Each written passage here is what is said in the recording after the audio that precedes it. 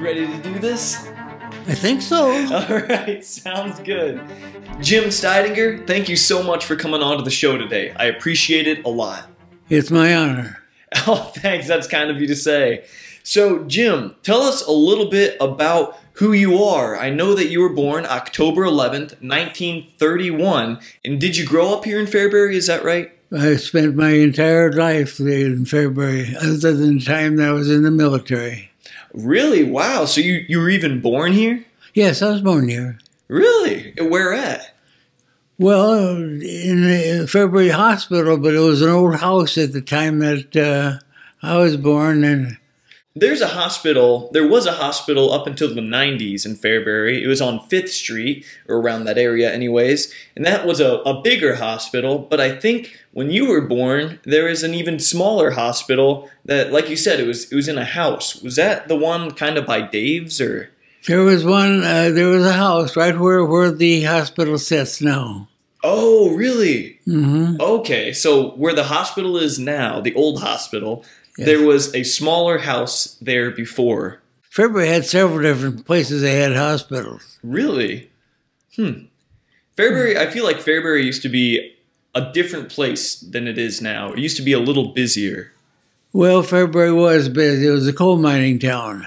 Right, yeah. And it was a rough, tough coal mining town. So you were born in 1931 here in Fairbury, and it was kind of towards the end of the Great Depression, but still times weren't easy. Can you tell me what it was like to grow up in this area during that time?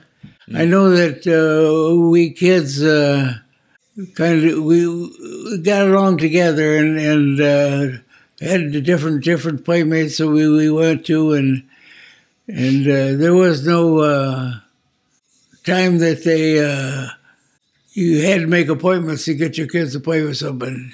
You just opened the door and they were gone. Yeah, I see. Yeah, parents were probably busy during this time. There's not as many, work from home jobs and stuff like that. No, there weren't any. You had a job, or you're a housekeeper.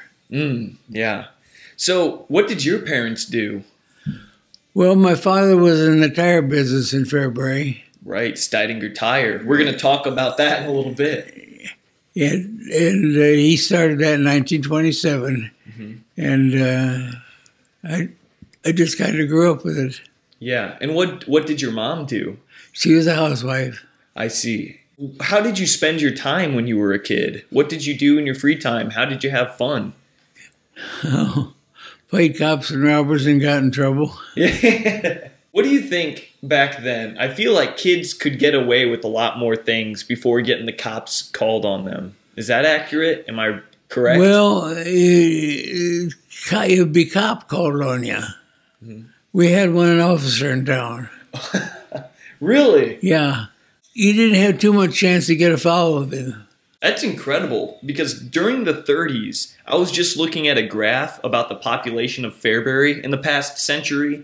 During the 30s, it was kind of towards the end of the coal mines in town, but the population was still pretty high. It was like 2,000 plus people, which that's a lot of people for just one cop.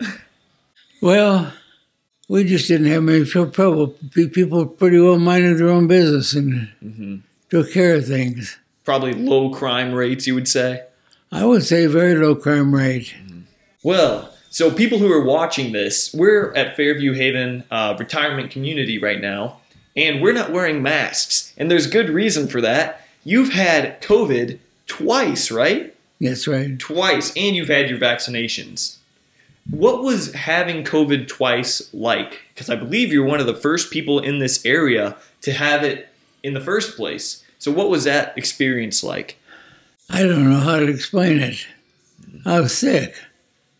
Then I recovered, and about 4 months later, I was exposed again and went right back all through it again. However, the second time wasn't nearly as bad as the first time.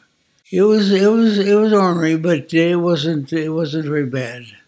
This show is sponsored in part by Fairbury Furniture. Do you have neck or back issues? Do you prefer sitting on furniture from this century? Would you rather your home interior look like it's from a Modern Living magazine than from the Great Depression? If you answered yes to any of these questions, then I urge you to shop at Fairbury Furniture in downtown Fairbury, where they have loads of the most stylish, trending, and comfortable furniture around. That's Fairbury Furniture in downtown Fairbury.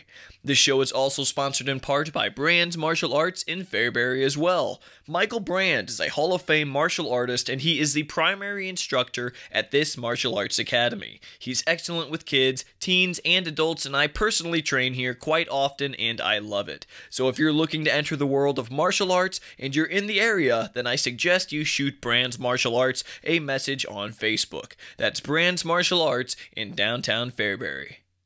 So the first time you got it, like I said, that was towards the beginning of this whole pandemic. Do you remember, were people freaked out to hear that you had COVID? Did they quick quarantine you, or what did they do when they found out? Well, I went to the hospital, and no one ever said COVID to me at that time. I went to the hospital, and I had a tough time of it there. And but then they quarantined everyone, and I couldn't come back to Fairbury. So you were in the hospital. Which hospital? I was at Broman when I was in the hospital. Then when I recovered, some 2 or 3 weeks later, I don't really know how long it was.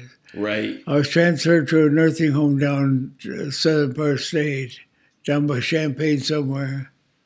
I can't recall the name of it right now. Was it scary having COVID? Like, I mean, at the beginning of this whole thing, everyone was scared that it was super, super deadly. Were you scared for your life? No. You weren't? No. Why not? I don't know. I figured I was well taken care of. So, if you died, you died. I guess so. Fair enough. What about that second time? When it hit you the second time, was everyone like, oh my gosh, we didn't even know you could get it twice? Well, I didn't know it. You get it twice. In fact, I wasn't really sure it was, but they said I was positive for COVID. And the thing is, you get so darn weak. Mm-hmm. I could lick tigers if I find an old sick one. Right. Real old. But that's the way it was, and it takes so long to recover. Well, so I just figured we'd address that right off the bat, because some people might be like, why aren't you wearing masks? You're in a retirement home, and you're not wearing masks? Well, that's why. It's because he's gotten the COVID vaccines, both of them, and he's had COVID twice, so I feel like you're pretty well immune, and this is fine. Plus, we're about 6 feet apart. Anyways, let's talk a little bit more about growing up in Fairbury. So, you know, you went out like a normal kid, you played with your friends, you got in a little trouble, stuff like that, and you went to high school here in Fairbury, and this was right before Fairbury and Cropsey consolidated. You went to Fairbury High School. What was that time like in your life? Were you a good student, big athlete? I was a lousy student. Lousy student, huh? Yes, and I was not a good athlete. I played football in my final year, but I wasn't a first-string football player. Mm. You had an injury, too, in football, didn't you? Well, I dislocated my left shoulder several times. Jeez, heck of a one season you had. And you were a lousy student, you said. Yes, I was a lousy student. Why were you a lousy student? I really don't know. All I know is about senior in high school, the light came on that, hey, there's a lot in this world to learn. It's like a mechanic, and you buy a toolbox. It's empty.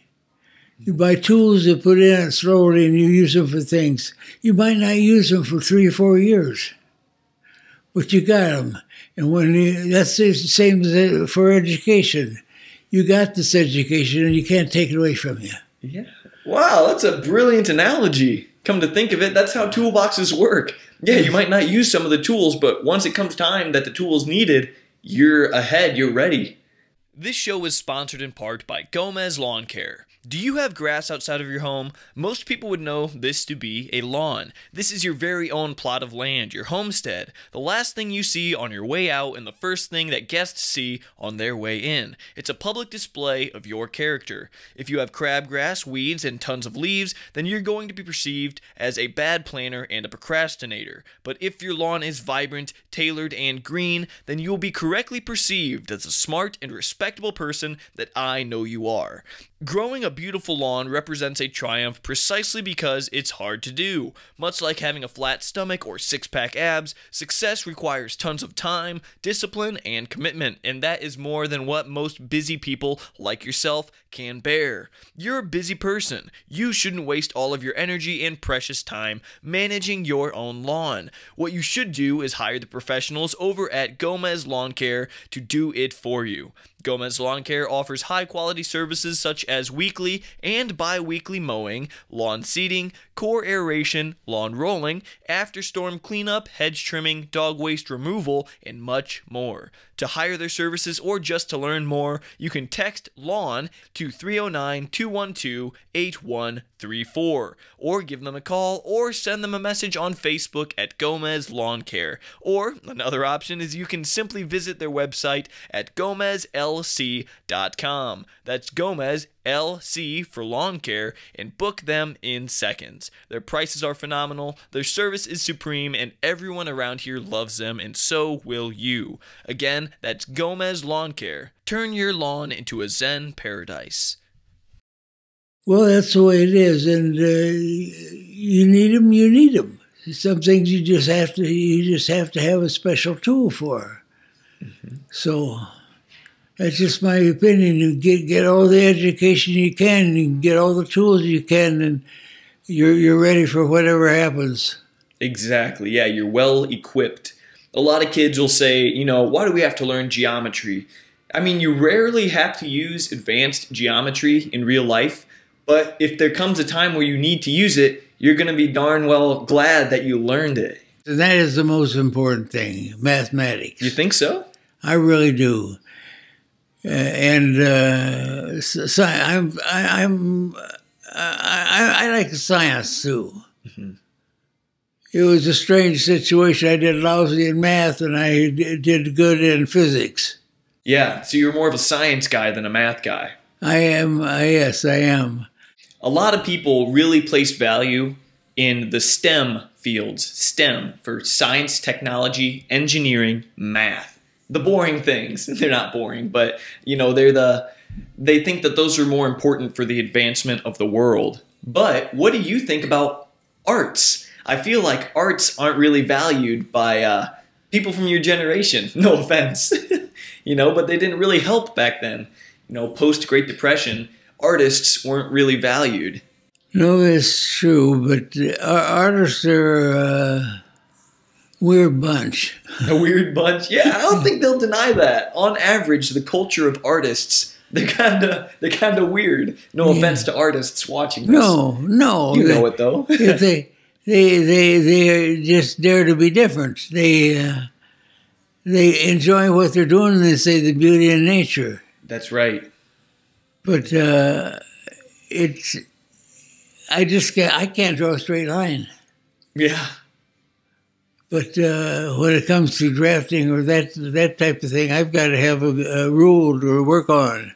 Mm-hmm. But mechanical things I get along pretty well with. Right, yeah. It's like these are different worlds. They're different languages. Yes. Like working on mechanical things is one language. Mathematics, that's another language. Art, that's a whole different language. I really think so. Art can be found in so many things, though. Yeah. Oh, yeah. It's just... I myself was a blacksmith. Yes, yeah. The latter part of my career, I picked up blacksmith at an early age. My grandfather was a blacksmith, and I pounded on hot iron in his shop some too. But later, I acquired some of his equipment, and had it with my grandfather's anvil. Mm-hmm. And I'm glad you said some about your blacksmithing, because look right here on this table, we have some of your pretty darn good blacksmithing work. You have this spider with twisted legs, you have this cross, and did you make this one, this cobra? Yes. That's really good. I don't know how you got this so smooth. Like, that's great. That's impressive work. Incidentally, that and the spider are both railroad spikes. Railroad spikes, wow. And you said you weren't an artist, and maybe you can't draw a straight line, but dang, these are good. Well, I think they're acceptable. Yeah, me too. And, no, but you said artists, they dare to be different. I like that a lot. I think arts, and here I was dogging on art a little bit, but I think art is so important because it promotes creativity and expressing one's, emotions into a piece of art. I think it's actually really important. I myself, I have a hard time coming up with different ideas. Mm-hmm. I'll see someone else has done something and I don't copy it, but I can, my point is, can I do it better? Yeah. Improve upon the work of others. Yeah. That's how we advance in the world, really. Yeah. Both the spider and the cobra are of that category. Yeah. Mm-hmm. I guess a cross is a relatively simple design, but you kind of made it look really good. It looks like wood. It's got the... That is made out of wrought iron. Raw iron. Wrought iron. Oh, raw. What's that mean? Well, it's hammered iron. It's one of the earliest stages of iron. You have your iron ore, and then you get your cast iron and pig iron, and out of that, then you get your wrought iron, and it's all refining it all the way. Oh, so there's different stages. The more you heat and bang the iron, it gets different names. Yeah. That's interesting. That's a fun thing I didn't know about, is your blacksmithing. But after high school, you played football, you were a lousy student, and right out of high school, you didn't go to college, of course, you went and worked for your dad, who owned, and I believe he founded also, Steidinger Tire, which is still around today. Yes, he did. He founded it in 1927. Yeah. And you know what's funny? I called Steidinger Tire the other day, and I talked to Doug, who we'll talk about. He said that they founded it in 1926, that your dad founded it in 26. I was like, oh no, Jim said 27. But you say it's 27, right? I could be in error. When I get to you get to a certain age, you embellish on some things, and you slip up on other things. That's right. And a year doesn't make much difference then. That's right, yeah. So what was it like going to work for your dad right out of high school? This show is sponsored in part by Connections of Fairview Haven. Fairview Haven Retirement Community has recently introduced a new branch called Connections of Fairview Haven. This is a licensed home service agency whose staff has the ability to provide a wide array of non-medical services for you in the comfort and safety of your own home. What does this mean exactly? It means that a member or members of the Connections of Fairview Haven team will come to you or your loved one's home and help with any and all of the services that you need, so that you can remain safely at home while ensuring that all of your daily duties get accomplished. These services include running errands, meal preparation, transportation, assistance with bathing, medication reminders, skin, oral, and hair care, and even just friendly conversation, and much more. Additionally, this branch has partnered with some awesome local businesses to provide other services that you may need, like therapy, yard work, home repairs, and more. Connections of Fairview Haven takes all the worry out of daily living and empowers you to continue to live an abundant life your way. This program is servicing Livingston, Iroquois, and Ford counties, and they can start working for you right now with as little as one phone call to 815-692-6703. You can also learn about this new branch on their website, fairviewhaven.org. Connections of Fairview Haven. They're founded on biblical principles, and they are putting the gold back into the golden years. He expected you to be there in the morning. Mm-hmm. he opened at 7 o'clock in the morning, and he expected to be on the floor at 7 o'clock in the morning, ready to work. Yeah. But he wasn't a real tough taskmaster. He just said something, he wanted it accomplished. He was the kind of person I am. He made things.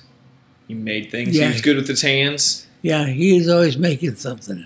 Yeah. I used to have to laugh at him, and I said, "What are you making, Dad?" And he said, "I'm not going to tell you." I said, "Why aren't you going to tell me?" He said, "Because if it don't work, I don't have to admit it." Yeah. I actually understand him when he says that. Yeah. It's like, I don't want to tell you till I'm done. Otherwise, you're going to know that I failed. Yeah. That's funny. So you think you kind of got some of that creativity from him? Oh, I'm sure I did. I'm sure I did. He was quite an individual. He had a real dry sense of humor. That's hilarious. I love that kind of humor. Yeah, I owe a lot to my father. So you're working at Steidinger Tire. What was it like? Like, I feel, what did you get paid? Just to put that in perspective for people. Do you remember what you got paid? I mean, that's a tough thing to remember, I'm sure, but I'm guessing it wasn't $15 an hour. Oh, heavens no. That's what it's going to be here soon. That'll be minimum wage. When I went to work on the farm, I think I got 25 or 50 cents an hour. Now, the other question was, I'm not sure I was worth that. Man, you save up a couple months, you could buy some socks. Yeah. So, how long did you work there before you eventually would go into the Navy? Because I believe you went into the Navy when you were kind of young, right? About a year after I graduated from high school. Okay, so you worked about a year with your dad and then you went in? Yeah, but you got to keep in mind that I was a draft dodger. What do you mean by that? Well, they had the draft back then for conscription for the men that were going into the Army, and I just dodged it. Okay, so you didn't. So did you dodge it by enlisting? Yeah. That's what you meant. Okay. So you did. That's funny. So you didn't. How could you dodge it for real back then? How did you not go into the draft? How could you dodge it? Oh, some people did all kinds of things. A lot of them went to Canada. Really? And got just. They did that in World War II too, but there was a lot more to lose in World War II than the Korean conflict. It wasn't a war, they said. It was a conflict. So you dodged the draft by enlisting. And what'd you want to do? Where'd you go? Well, I went up to Great Lakes. I took my training at Great Lakes, and then I went to military schools in Jacksonville, Florida, and then up to Memphis, Tennessee.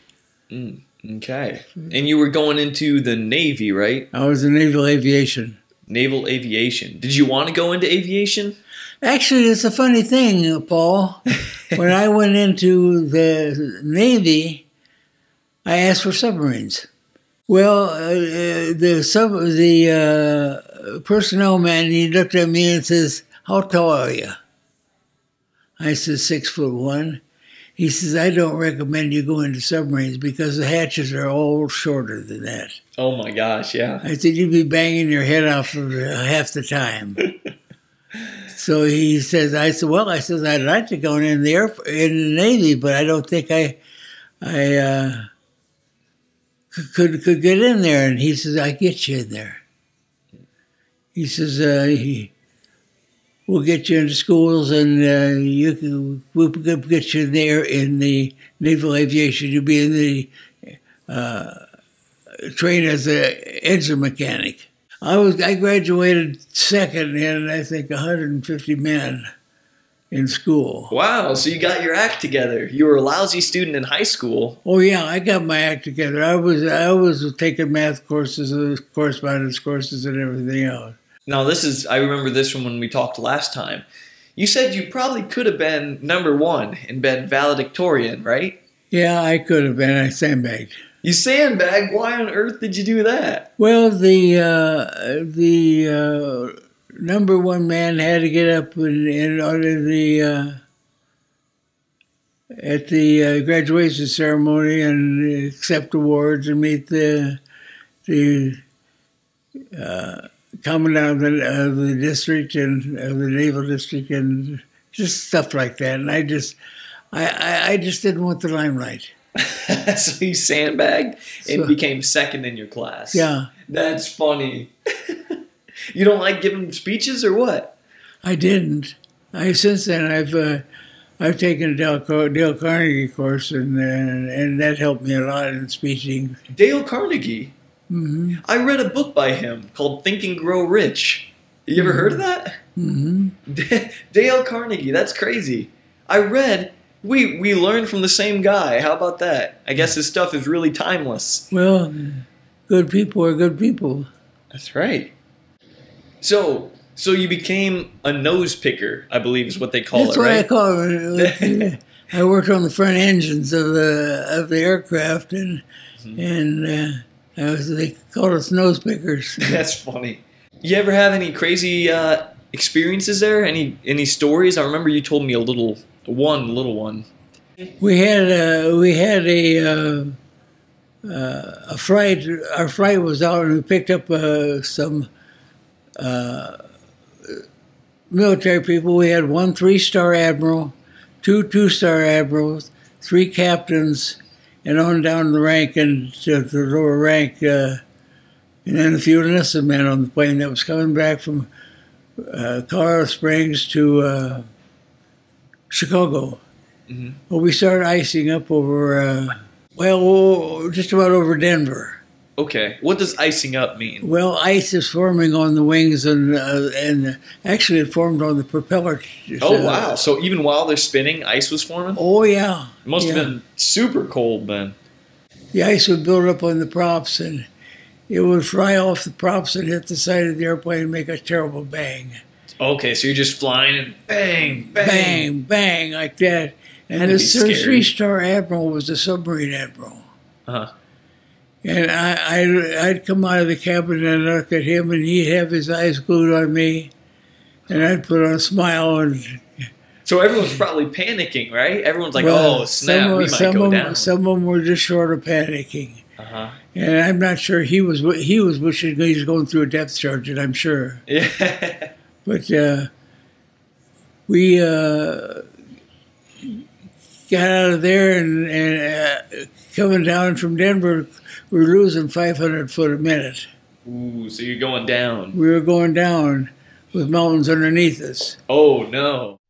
This show is sponsored in part by Greg Kurtenbaugh's State Farm office in Fairbury, Illinois. When looking for an insurance provider, clarity, simplicity, solid ratings, and great prices should be at the top of your priorities. Lucky for you, Greg Kurtenbaugh's offices fit that bill magnificently. Just look at his office's reviews on Google. Spoiler, they consist of nothing but 5-star ratings. Literally, 100% of the reviews are 5 stars. I can't stress enough just how crazy that is. Greg and his teams are just awesome. I highly recommend giving them a call at 815-692-3673 and simply asking if they can insure your car, your home, or your life for less than your current provider can. Because chances are they can, and they'll tell you in just a couple of minutes for free. A fun fact about Greg also is that he is a celebrity. He starred in a big-time State Farm commercial a few years back that was seen by millions. So in addition to seeing his face on the 2 massive billboards on the west end of Fairbury,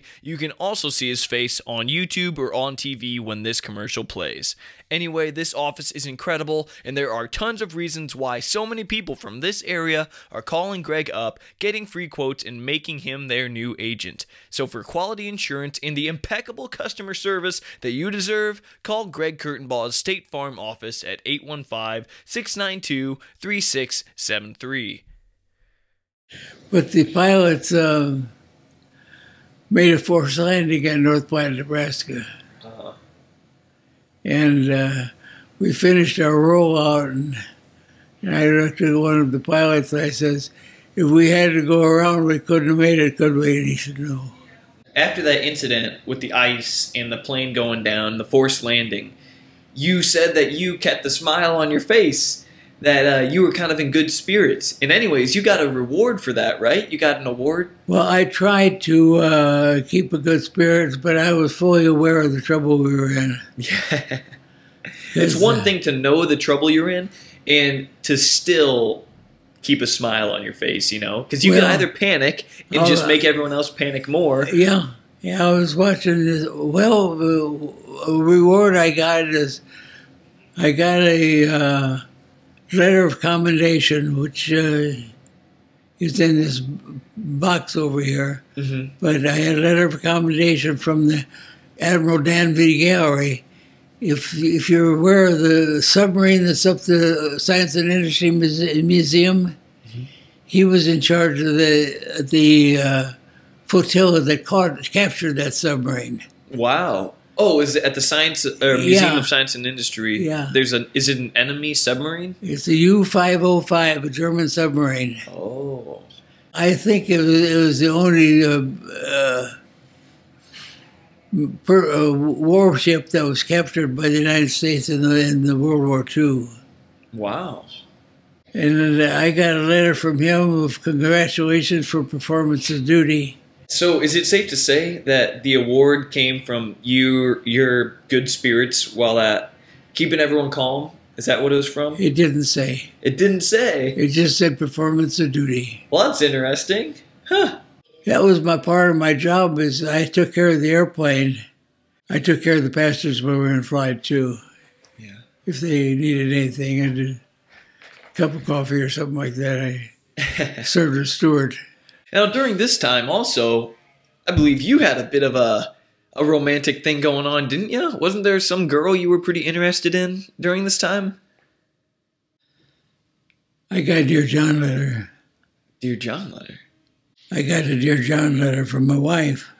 Oh, so you met a woman, right? You met your wife. No, my wife at that time was my childhood sweetheart. Oh, went to school together. And when I went to the Navy, she was home alone. But anyway, we broke up. And after we got back, after I got out of the Navy, we got back together. Oh, I see. And we got married. And 14 years later, she asked for a divorce. Oh. Did you have kids at the time with her? 3 children. I see. Two boys and a girl. I was devastated, actually. Oh, I'm sure, but, man. I happened to meet my present wife then. It's the best thing that ever happened to me. To meet? Oh, really? My second wife, yeah. We've been married 55 years now. Okay. Did you meet her? Did you say you met her when you were devastated from the... Well, yeah, I was still a little bit devastated, but... Rightfully so. That's a big deal, you know? It happened that I was... went to a golf tournament out at the country club in February. And shout out to Indian Creek Golf Course. Well, yeah. And they had a couples tournament. A lady there paired me up with her daughter. Oh, who was also single, I guess. She was a divorcee too. Oh, okay. That was, and we hit it off on playing golf and had a date that next Friday night, and we were together ever since. Been together for 55 years now. Wow. Well, that's nice. She's a good woman, huh? She's out in the other room here. She's here. Oh, she's here with you. She's here in Fairview. Wow. Or in Serenity with me. So, in fact, we share the same room. Do ya? Yeah. That's awesome. That's really nice. Real quick, I just want to talk about this place, Fairview, Serenity at Fairview Haven. This place is nice, isn't it? I think it's the best. Yeah. My son-in-law was finding a place for his mother in Austin, Texas. Mm-hmm. And he says he went to 12 different nursing homes looking for a place to buy for his mother. And nothing compared to this. Yeah, I know my mom's in a nursing home right now, actually. And she's only 60. She had a series of strokes. We hope that she'll be able to get out eventually. She's kind of in like the assisted living sector.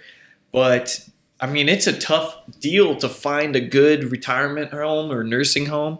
There's a lot of not so good ones, but Fairview Haven is at a level of its own. There's also a place called Good Samaritan in Pontiac. Yeah, that's where she's at. I've heard good words about the Good Samaritan. Yeah, they're two good ones for sure.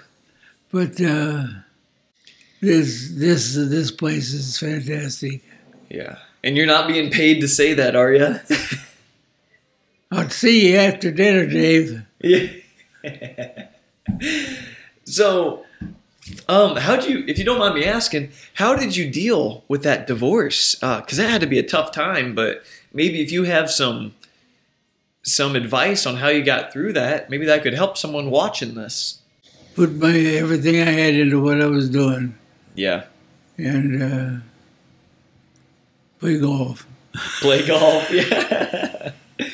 It's a good recipe for a breakup, I guess. Yeah, but it helps if your mother-in-law made an arrangement for the first date. That helps. Yep. So parents, maybe that's the takeaway from that story. Parents, get involved. Set your kids up with people that you think are nice people. Maybe that's probably terrible advice, but it worked for you. It worked for me. I have the best mother-in-law you could find. Yeah. Oh, yeah. Yep. You have a lot to be thankful for her. To her. Yeah. We got along just fine. That's nice. That's not always the case. Apparently, mother-in-laws can be a tough thing to deal with. Sometimes. Mother-in-laws are a different breed, like artists. Different way. Yeah. So, you came home from the Navy. What did you do immediately when you came home from the Navy? Went to work. Went to work. Where'd you work? Started to retire. Right again. So right where you left off. You came back, started working there. Stayed working for my dad for a few years, and then we bought him out, my brother and I. Your brother, Richard, right? Yeah. Well, he sold his to his son. And his son was Doug. No, his son was... it just went out the window, and I forgot my own nephew's name. Isn't it Doug? No, but Doug came up to me later and asked me, he says, Uncle Jim, would you consider selling your business to me? You're part of the business. Larry. Oh, okay. I see. Larry. He said, would you consider selling it to me? I says, I'll make you an offer you can't refuse. Okay. Wait, so time out. So you and Richard are co-owners of Steidinger Tire. And Richard's your brother, he sells his half to his son. Larry, okay. And then... Doug is his other son. Oh, okay. Doug is your brother Richard's other son. Mm-hmm. And Doug came to you and said, Uncle Jim, would you ever consider selling me your half? Yeah, I says, I will make you an offer you can't refuse. However, I says, there's a stipulation. Okay. That you keep hiring me, I'll be your front end man, alignment man, and tire salesman and what have you. Just work my regular thing here, farm work or whatever it is. But I am employed until I'm 65. Oh, okay. Yeah. And Doug has the same agreement with, I believe, with the people that he bought out, Steidingers. Right. That's cool. But I was employed by Steidinger Incorporated until I was 65 years old. Then I retired. Awesome. And now Doug actually sold it again, didn't he? Yeah, he sold it to David Steidinger's sons. Oh. I don't know whether it's one son or both or other. I don't know how many children, boys David has. I didn't really know them. Well, he's keeping it in the family then, right? Steidingers. Well, if you call that in the family, Steidingers is the oldest business in town. Yeah, oldest family-owned business in town. It's pretty cool. So, after your time with Steidinger Tires, or maybe during it, you kind of get involved in politics, right? Local politics. I did. I ran for auditor, and it worked fine, And you were also, during this time, you were a committeeman for the Republican Party, weren't you? I was a committeeman for the Republican Party. Yeah. This show is sponsored in part by Forest Edge Tree Service. This winter has been catastrophic on our trees, and it's led to tons of damage. Ice, snow, and strong winds lead to downed trees, limbs, and power lines, causing massive damage to your homes, cars, and properties. Face it, your yard is no place for looming, dead, or damaged trees. It's just a matter of time before one comes down, and whether by your choice or not. This is why you need to hire the services of Forest Edge Tree Service. If you have trees or tree stumps that you want gone, simply give Joe Rudin at Forest Edge Tree Service a call or text, for those of you who don't enjoy phone calls, at 815-615-3037 to get a free quote today. Forest Edge Tree Service is fully insured, so if something goes wrong, it's not on you, and they're staffed with trained professionals who use cutting-edge equipment to get the job done right, so there's no chance of anything going wrong in the first place. These experienced pros take pride in their attention to detail, in their cleanup, and in their relationships with their customers, which is why they are Livingston County's premier tree service provider. Being proactive with your land will save you money in the long run and help you to avoid all the headaches of unplanned downed trees. So keep your family, pets, vehicles, and neighbors safe by being a responsible adult and calling or texting Joe Rudin with Forest Edge Tree Service at 815-615-3037 to get your dangerous and annoying trees off of your property. Precinct committeeman. I think that's, precinct committeeman. And that's interesting to me because during the same time, my own grandpa, John Reese, was the precinct committeeman for the Democratic Party. Yes, he was. Yes, yeah. And, well, first of all, did you know my Grandpa Reese? Oh, yes. John, yeah. Yeah, I knew John quite well, in fact. We got together in joke sessions every now and then. I find that's easy to believe. He was always telling jokes. Yeah. Always telling jokes. That's cool. Yeah. And they were clean jokes. Mm-hmm. I will say that about John. They were good, clean jokes. Mm-hmm. That's hilarious. He was always about that. He never wanted to tell a raunchy joke. No, he didn't. Uh-huh. We got along fine, but we had some disagreements too. Of course, yeah. Republican committeeman and Democratic committeeman, I'm sure. We weren't the same precinct, though. I think it's interesting. When I look back at this time, Democrats and Republicans back in the 60s, 70s, 80s, maybe 60s, 70s more so. I mean, I asked my grandma about this. I'm like, Grandma, you were Democratic? Because, I mean, they're devout Catholics for one. And, a lot of devout Christian people, they tend to be Republican. Just because Democrats today are a little more liberal, a little more left-leaning. But they said that, they were Democrats, and that kind of all changed around Roe v. Wade, and they said the Democratic Party kind of changed its stance since then. Do you think that's the case, or do you think... Democrats have taken a swing towards the left. Yeah.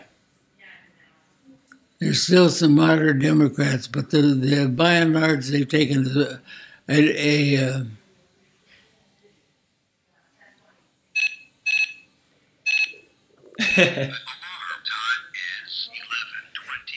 they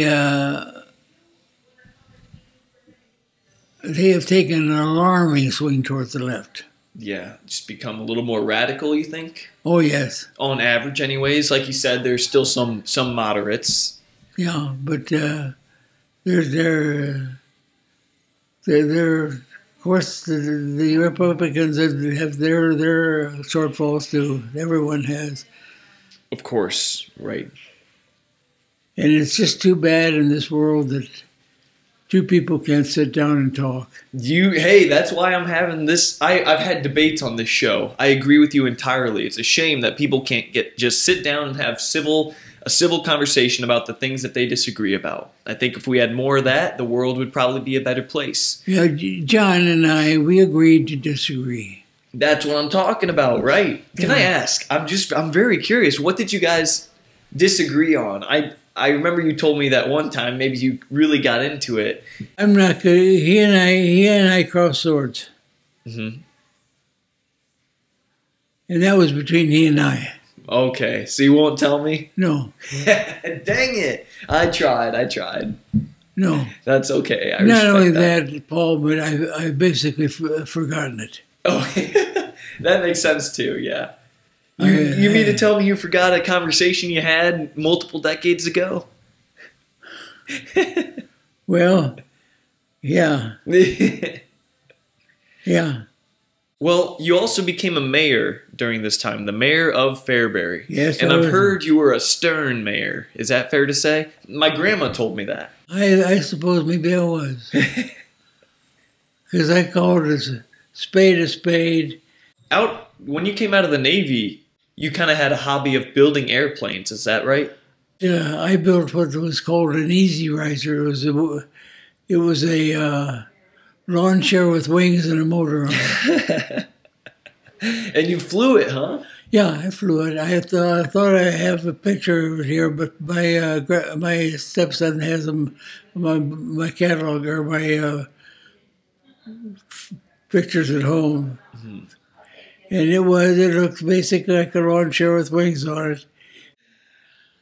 Well, so Jim, we're kind of getting towards the end of this conversation. It's been great so far.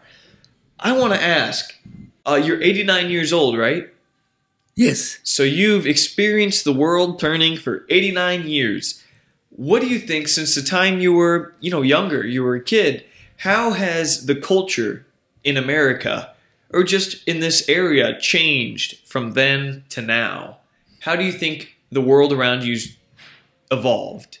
People have gotten far more cynical. Cynical? You think so? Yes, I do. Okay, explain that, please. Well, when I was a youngster, my parents never locked the doors in the house. Mm. Now, people, it's an entirely different ball game. When I was a youngster, as kids, we went out and we played together. And if we were in a certain area of town, usually we didn't venture over 3 or 4 blocks away from home. But if we were in a certain area of town that one of the mothers was there, she pretty well watched over the whole crew. And it's just that way. And nowadays, it's not that way. Your kids have to have appointments to play with each other. Yeah. And you have to lock your doors. Lock your doors, and it's just the people are different. You just can't trust a lot of people anymore, or you don't trust a lot of people anymore. Mm. I think that a lot of people they can be trusted, but people just don't trust them. Why do you think that is? Why do you think people are more cynical now? Like, what led to that? I think a lot of it is the press. The press, the news, huh? I think a lot of it is the press and their take on things that happen, and the fact they'll print what they darn well pleased. Yeah. Well, fair enough. Well, Jim, this has been a great conversation. I've learned a lot. I appreciate getting your insight on everything. And we're about to wrap this up for real then. Is there anything you'd like to say before we do so? No, I just hope and pray for our country to shape up and talk to each other. I like it. Talk to each other. You don't have to agree, but talk to each other. Know where they're coming from. That's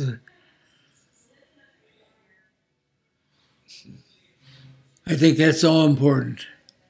Yeah. Understand their perspective. Try to get to know where they're coming from. And then, and only then, can you both come to some mutual agreement. We have to come to a mutual agreement on what's going on in this world.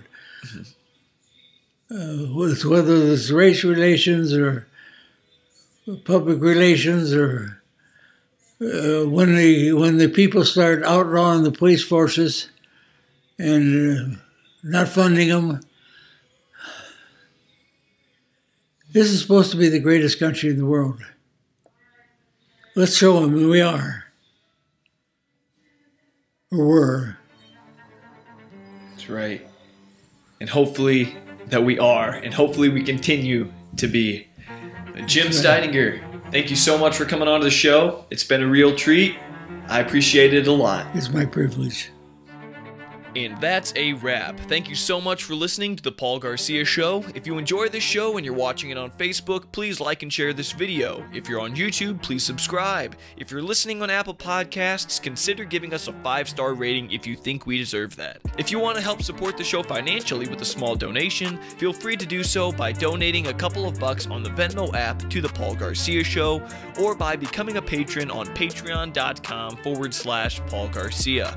Until next Sunday, I'm Paul Garcia. God bless and have a great week.